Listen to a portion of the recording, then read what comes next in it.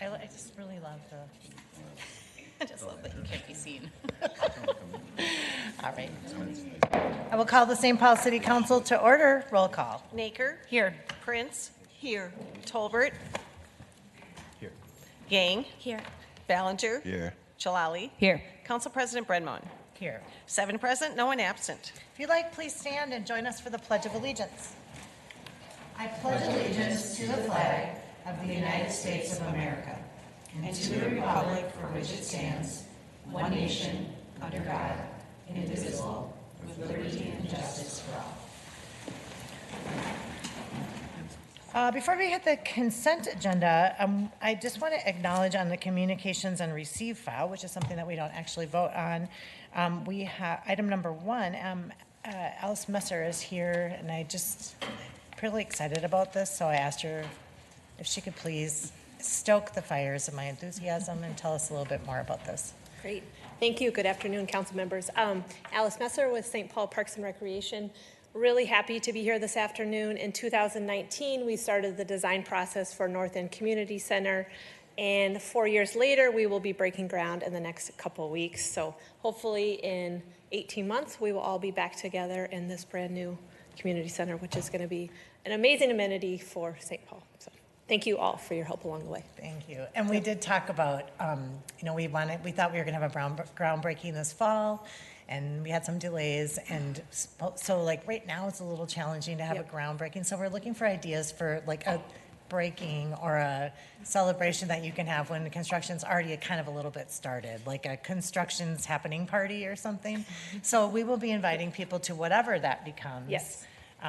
Sometime in yellow. April. Yeah. Yeah, when it's a little bit warmer and a little bit exciting. Yes. Okay, it's a big deal. Thank you for Yes, thank you. sharing that. Consent agenda items 4 through 25 are before you for your consideration. We will be taking item 11 under separate consideration. Is there anything else we should pull from consent this afternoon? All right, seeing none, Ms. Prince moves the balance of consent. All in favor say aye. Aye. Any opposed? Motion prevails. 7 in favor, no one opposed. The consent agenda is adopted as amended. Item 11 is Resolution 23-289, authorizing the issuance and sale of water revenue bonds, Series 2023A, awarding the sale thereof to the purchaser named herein, and fixing the form and specifications of the water revenue bonds, Series 2023A, and providing the requirement for future parity water revenue bonds. All right, on this item, Neil Youngans, our debt manager, is here to present some very favorable news on this bond issuance. All right, Council President Brenmo and City Council members, my name is Youngans. I'm the debt manager for the city. Earlier this morning in a competitive sale, the city sold one series of water revenue bonds, so that'd be Series 2023A. We went out to bid for $95.2 million. The total project cost for the Lake McCarran's water treatment plant project is for $235 million. The project is roughly 20% complete as of the end of December 2022. The project proactively replaces 100-year-old infrastructure, improves redundancy, and removal of emerging contaminants. Earlier this week, S&P reaffirmed St. Paul Regional Water Services AAA rating with a stable outlook, citing consistently strong financial metrics as well as management's ability and willingness to raise or to adjust rates as needed. For today's sale, we received 13 bids, with Jeffries LLC receiving the winning bid. The true interest rate cost was 3.93% for the 25-year term. We will be back in front of you this fall for the next tranche of financing for $25 million from the Public Facilities Authority. I want to thank our partners at St. Paul Regional Water Services, Baker Tilly, and Ballard Spar, as well as OFS leadership for wrapping up this deal. With that, I'll stand for any questions. Are there any questions? That's great. We appreciated the summary we got in advance of the meeting as well, and that's not a typo. It's $95 million. This is a $250 million investment, and the biggest, I think, in this history of the state, definitely of the water plant. And Councilmember Yang and Tolbert and I serve on the water board, and so probably get more regular updates on this project, but I encourage folks to follow along. It's quite a deal. And with rates like this, it's even a better deal. So we really appreciate your work delivering this to us today. Thank you. All right, if there's no other questions, our Vice President of the Water Board, Ms. Yang, moves approval. All in favor, say aye. Aye. Any opposed? Motion prevails. 7 in favor, no one opposed. The resolution is adopted as amended, which will add in those numbers, those rates. Item 26 is Resolution 23-348, honoring the life of Yi Zhang and proclaiming Saturday, March 11, 2023 as Yi Zhang Day in the city of St. Paul. All right, and Ms. Yang, I would look to, do we want to keep the date as Saturday the 11th, or should we amend it to be the 12th? We can keep it as Keep it at this? All right, so Ms. Yang moves approval. All in favor, say aye. Aye. Any opposed? Motion prevails. 7 in favor, no one opposed. The resolution is adopted. Item 27 is Resolution 23-351, celebrating the 100th anniversary of Ecolab. This is pretty exciting. It's not so often you get to celebrate the 100th of anything. Councilmember Naker. Thanks so much, Council President. I'm very excited to be here today celebrating the 100th birthday of Ecolab, one of the pillar institutions in our community. And I would welcome Sean and Chris up from Ecolab to join me here. And while they're coming up, I'll just share a point of personal privilege, a story from my family's trip. We were lucky enough to be able to go to Italy last summer and visit Pompeii, which was something I'd always wanted to see ever since I was a little girl. And Pompeii was cool, but what was really cool was when my whole family pointed at this thing that they wanted me to see, and I turned around expecting to see this amazing historic artifact, and it was actually the Ecolab hand sanitizer dispenser that we were just so proud to see in the middle of Pompeii in Naples, Italy. So just felt a real point of local pride internationally when we saw that, and we did take a picture because we're nerds that way. So celebrating the 100th anniversary of Ecolab.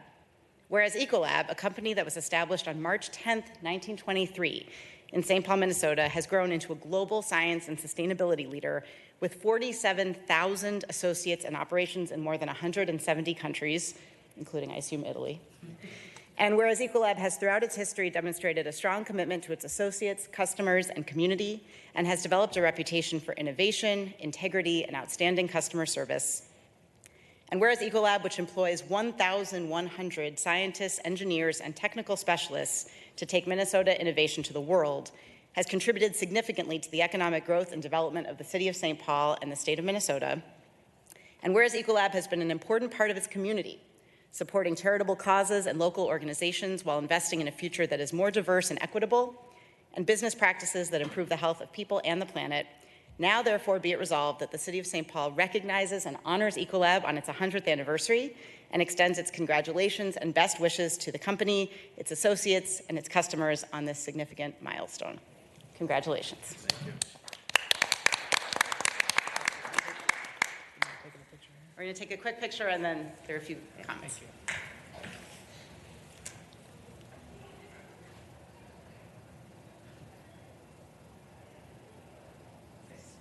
Scott, go ahead. Oh, there you go. Thanks, Shane.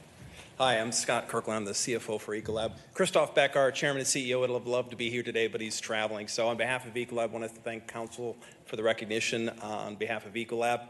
We're proud to call Ecolab home and have our global headquarters here, and look forward to the next 100 years of having a positive impact on both the world and our community. So thank you again.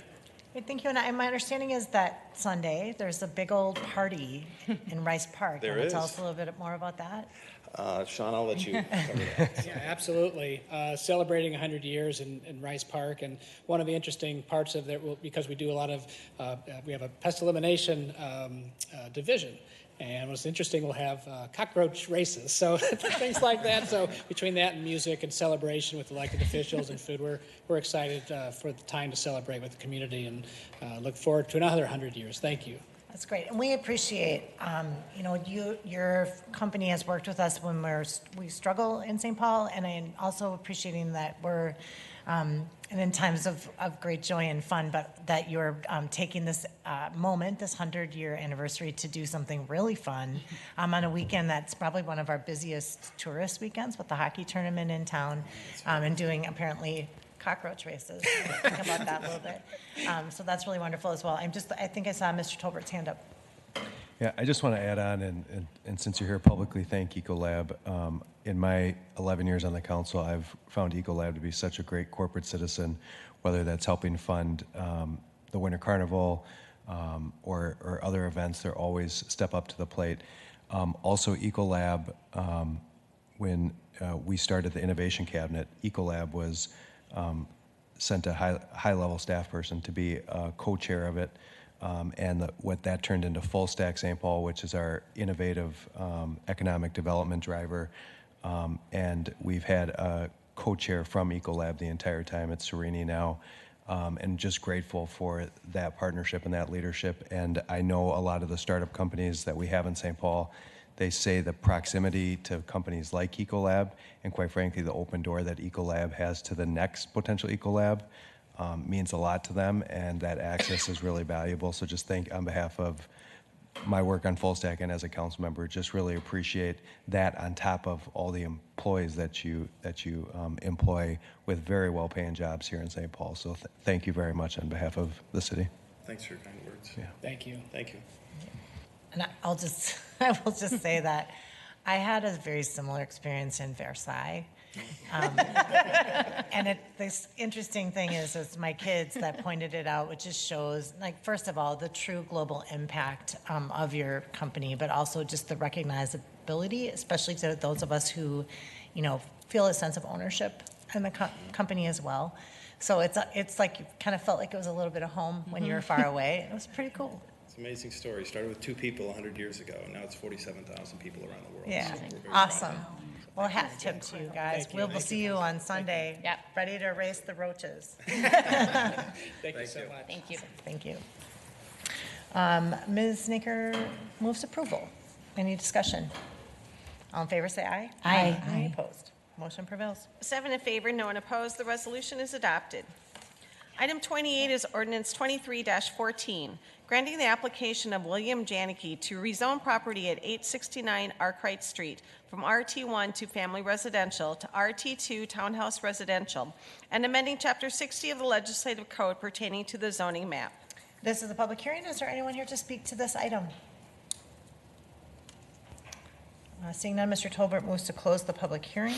All in favor, say aye. Aye. Any opposed? Motion prevails. 7 in favor, no one opposed. The public hearing is closed and the ordinance is laid over to March 15th for final adoption. Item 29 is Resolution Public Hearing 23-40, approving the application of University of St. Thomas, Aaron Whipke, Campus Life for a sound level variance in order to present amplified sound on May 12th at 2115 Summit Avenue, University of St. Paul Lower Quad, or St. Thomas Lower Quad, excuse me. That sounds like graduation to me. This is a public hearing. Is there anyone here to speak to this item? Seeing none, Ms. Jalali moves to close the public hearing and approve. All in favor, say aye. Aye. Any opposed? Motion prevails. 7 in favor, no one opposed. The public hearing is closed and the resolution is adopted.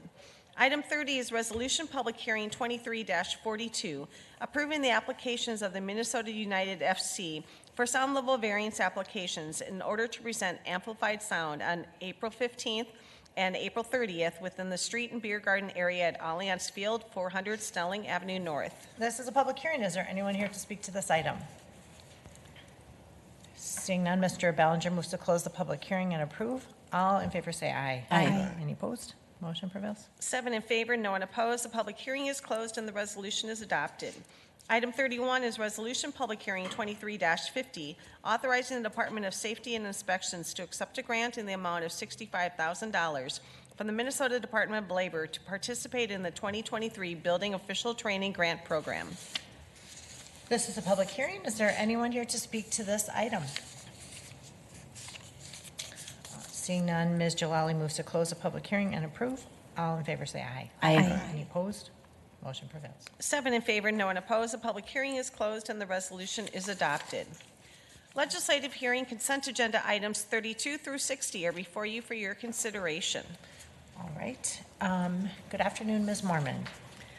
Good afternoon, Council President Brenmo and council members. I'm aware of one party here to testify. That's for item number 53. Item 53 is RLH FCO 23-10, appeal of Curtis Persons to a fire certificate of occupancy correction notice at 1436 Snelling Avenue North. Ms. Mormon. Council President, this is a set of fire orders that were issued originally on January 5th of this year. Those orders were precipitated by a call or a form from the EMS staff at the fire department to the fire inspections folks over at the city's Department of Safety and Inspections. What the fire department noted was that this was a hoarder house with gross unsanitary conditions due to, in large part, too many animals being present or the animals not being taken care of. We also had sleeping in the basement, likely because of crowded other areas in the house. Based on that referral and without eyes in the property yet, the Department of Safety and Inspections issued a set of fire certificate of occupancy orders. You aren't hearing me say that they condemned it and ordered it vacated. They issued orders based on that referral and sent an appointment letter to please let us in. We need to come and inspect the house. The orders that were sent were appealed. They were appealed by the owner of the property, and the owner and his wife, they live up north, and their son lives in the house and has for many years raised his children there with some assistance from his mom, and has been there for a long time. The house does not have a fire certificate of occupancy, even though it's not owner occupied. That does happen kind of frequently when we have relative situations that needed to be sorted out. So that wasn't giving me great concern just right there. But those conditions, we needed an inspector in there, but we had an appeal. The appeal was heard in the beginning of February. I heard it February 7th, February 14th, and February 21st, and within that time period, the fire inspections folks did get out there with the house calls folks from the City County Department of Public Health, so that they were able to assess the situation as well. There is a set of orders that is attached to your file dated February 17th, and the deadline for coming into compliance with those orders, which is a longish list of orders and does still include that it needs to have a lot less material in the house as well as be cleaner. Things are progressing, but slowly is what my view is, looking at this, knowing that originally we had a January 5th start on this, and we are well into March at this point. If the council votes to approve the resolution, that would put in place a deadline of March 10th, this Friday, to come into compliance with the fire correction orders that have been issued. If the property is not in compliance, that would result in one of two outcomes. One outcome is if it's clean enough, it won't be condemned, but the certificate will be revoked because all the orders haven't been complied with yet. That action is appealable, so we could talk more about deadlines after that. Second thing that could happen is that the conditions could be so bad that they merit a condemnation as unfit for human habitation, and it would be ordered vacated with a revocation of the certificate of occupancy going with that. I hope that we're not in that space because it was a simple correction order that I was dealing with. It was not appropriate for it to be elevated within that space to the higher order to vacate. And we did have involvement. Again, the inspector was allowed in and the social work was allowed in, and there were steps being taken to move forward. We do have the occupants today, Mr. Peter Person, and I am forgetting, it's Melissa, and she can repeat her last name, but they live there and they are taking steps and are looking for a longer deadline. I had a chance to meet with them and indicated that I would stick with the March 10th deadline in my recommendation to you, but that procedurally wasn't necessarily the end of the line for them at all. But that I felt like we needed to keep moving forward enforcement-wise to keep this on a route to getting it safe and healthy and good for people and animals to live there together. So, You just said this, but if you wouldn't mind repeating it, so I make sure I heard correctly.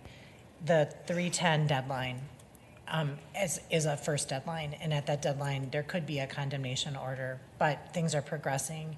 And if we're moving in the right direction, there could be a revocation that basically reiterates what needs to be done in order to regain the. you've got it. Conditions could totally indicate that condemning it is unfit and ordering it vacated and taking its certificate. That could be what they find. They could also find, gosh, out of the 30 things issued, you've done 20. There's still 10 left. We don't have any option. Once the council votes on this, we have to enforce, and we enforce using a revocation. That is the only tool in their toolbox. If all else, they have to enforce your decision. That letter, also appealable. It's a new action. So a deadline could be extended therein.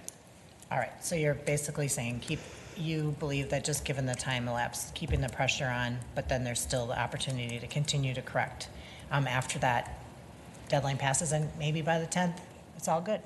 That is my recommendation to you. Got it. Okay, are there any other questions for Ms. Mormond? Ms. Jalali? Thank you. I know that we're going to hear from people present to talk about this and learn more about the progress. I wanted to ask in advance, I understand and agree with the general need to keep our deadline, which I understand has been established for quite some time. If there's significant progress and we're in a very close to completion place, do you have concerns about like a 48 or 72-hour extension of the deadline, or does that feel like it's superfluous or otherwise not preferable? That would be helpful for me to know.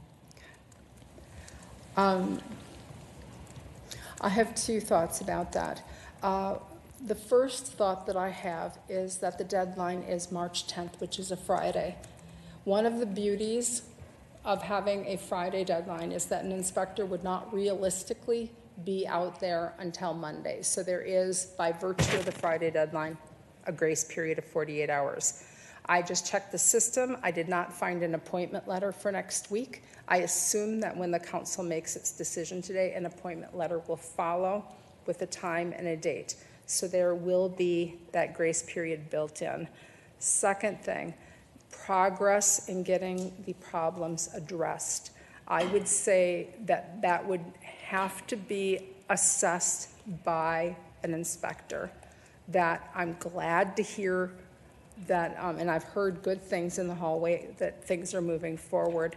However, we do know from experience with people who have these conditions that perception isn't the same as what an inspector might have. And so, you know, to be able to get a remeasurement from that original set of orders, I think is what's necessary to think that through. Okay, that's it for now. I look forward to hearing more. Thank you. All right, thank you. No other questions for Ms. Mormond? I just assumed, sorry. All right, this is a public hearing. If you'd like to come up and testify, now is your time.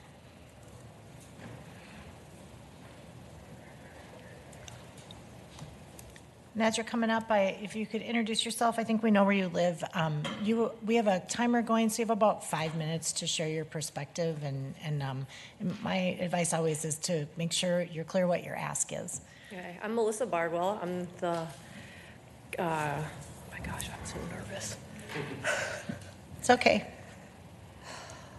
My girlfriend. Yeah, we live together at 1436 Stelling Avenue North. Ever since the January 5th, I have been totally busting my butt. I work full time. I still come home though. We've done a lot of cleaning though, of trying to get more and more stuff out. For the past, like, once January 5th it was, and for the 3 weeks we were cleaning stuff out like crazy.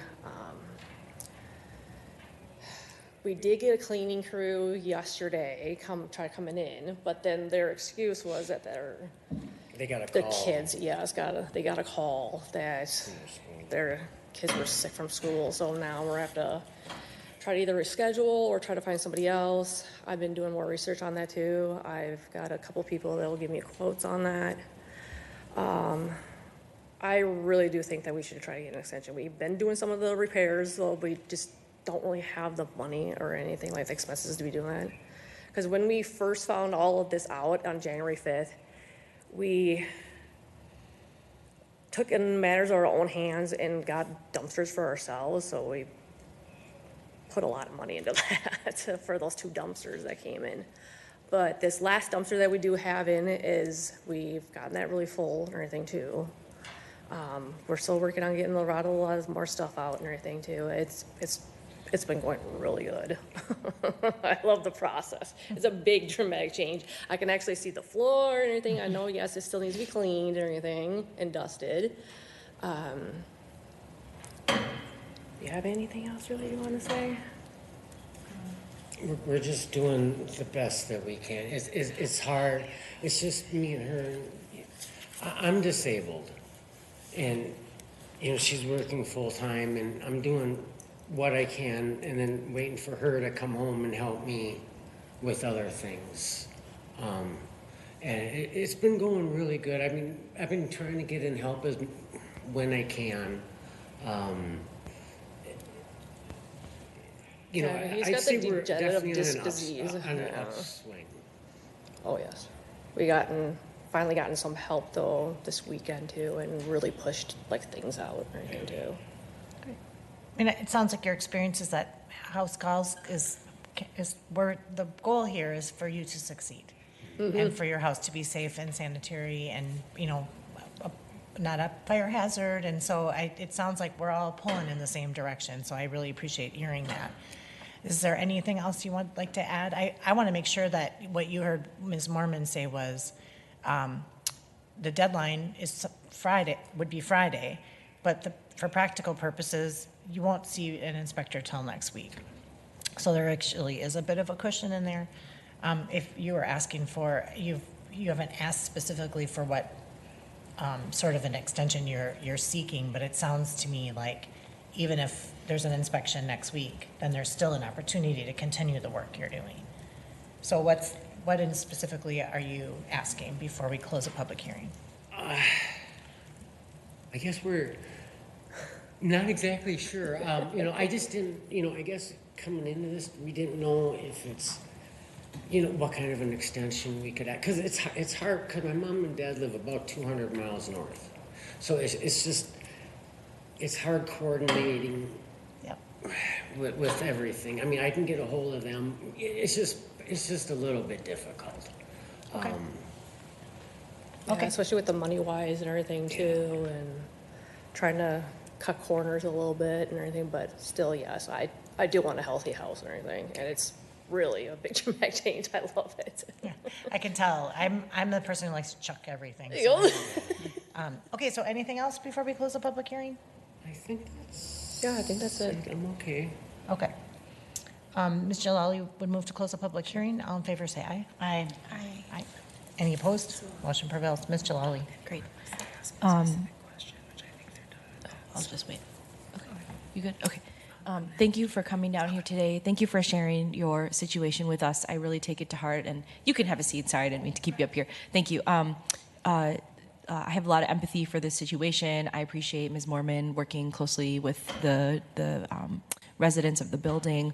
I think that in light of what we're hearing and the progress being made, I do feel optimistic about the progress. It is very helpful to hear that there's a cushion and that we're looking at a sometime next week inspection. I think this is relevant because any amount of deadline I was willing to extend, given the amount of time already passed, would just put us in that same place anyway. So I think what I'm going to do is just uphold the hearing, but also offer, our office is available if there are supports we can provide in the final days.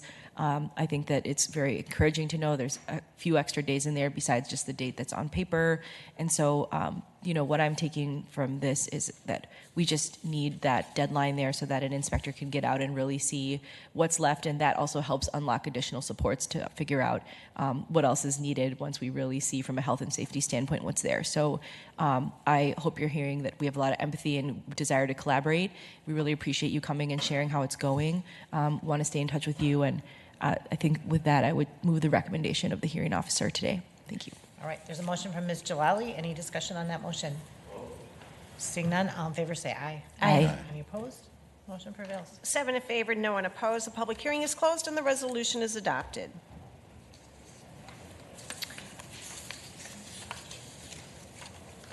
All right, so that means that we will look at the balance of the legislative hearing consent agendas, items 32 through 60, minus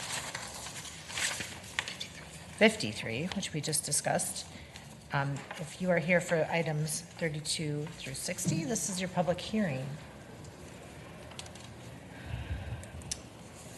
All right, seeing no one here to testify, Ms. Naker moves to close the public hearings and approve items as amended. All in favor say aye. Aye. Any opposed? Motion prevails. 7 in favor, no one opposed. The public hearings are closed and the resolutions are adopted as amended. All right, before you were released from your duty today, but offer the opportunity to share news from the ward, or there's lots of activities and events this weekend. Anything anyone would like to share? Mr. Bellinger. I just wanted to share that the Transportation Museum has a new exhibit that will open on Saturday.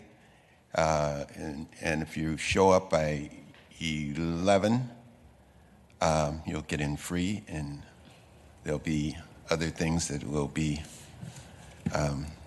free. And at 10, at noon, I think things begin to cost a little bit, but it'll be well worth it. It's going to be a new exhibit that speaks to the railroad men who are from the Rondo community, and which my father was one of those, and the stability it brought to the community back in 1920.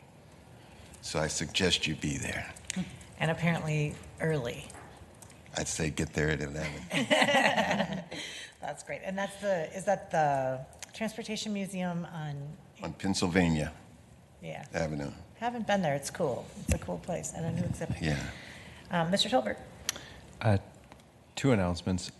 One, yesterday was a great day for Highland Bridge. We opened the medical office building, which is some Lunds is there, and there's a lot of good permanent jobs there, but this is also another addition of permanent jobs on the Highland Bridge site, and also the addition of an urgent care, which in Highland is great because we don't have one right now.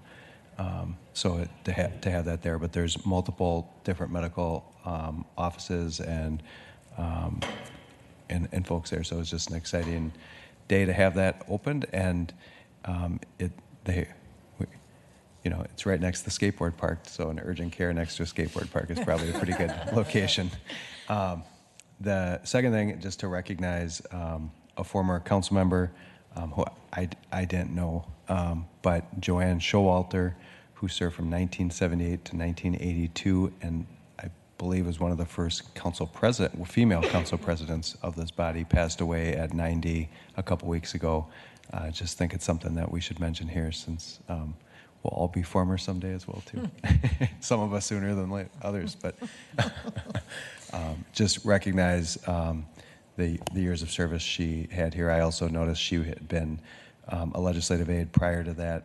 Fred Mello wrote a nice article about her, but had been a legislative aide, and former mayor Jim Scheibel had been her legislative aide. So that's interesting enough, a little history, but just recognize that. That's cool. I love that we have a wall of, for people who have just wanted an excuse to come down to City Hall, we have a wall of photos of council members and councils over the years. And they don't go back that far, but it would definitely be wonderful if it did, because you could really see how things have evolved over time. I will say an important update is that our newest council picture has been posted on that wall of wonder over on Ward 567 side of the hall. So if you've been itching to see what that looks like, it's up. Pretty exciting. Other news and, Ms. Yang. Thank you. I wanted to share that the Eastside Area Business Association is having their Fish Fry event this upcoming Friday, and it'll be 4:30 p.m. to 7:30 p.m. at the Arcade Failing American Legion Post 577. It's right on Arcade Street, so this is a really great opportunity to support a wonderful business association in the East Side. And a fish fry. Yep. Ms. Naker. Thanks, Council President. I just want to put in one more plug, even though we mentioned it earlier, for the Ecolab 100th anniversary celebration in Rice Park, which I learned today includes cockroach racing or something. So hope everyone can be there. And it's kind of an all-day thing? 11 to 2. 11 to 2, okay. Do you have to bring your own cockroach or do they for that? It was unclear. They'll have the hand sanitizer afterwards. Competitive one, great. Just don't risk Do you want to win? Ms. Prince? The Reparations Book Group at the Eastside Freedom Library is meeting Tuesday night online, March 14th from 6:30 to 8, and it will be a discussion about the St. Paul Recovery Act, which the council passed, and Rondo.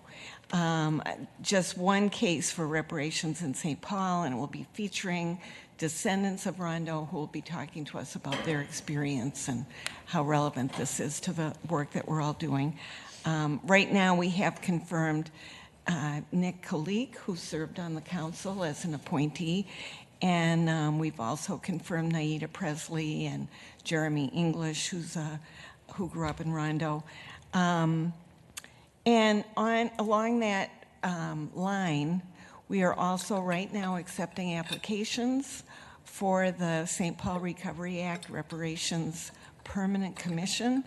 And you just go to stpaul.gov/reparations to find the application, and the application deadline is March 24th.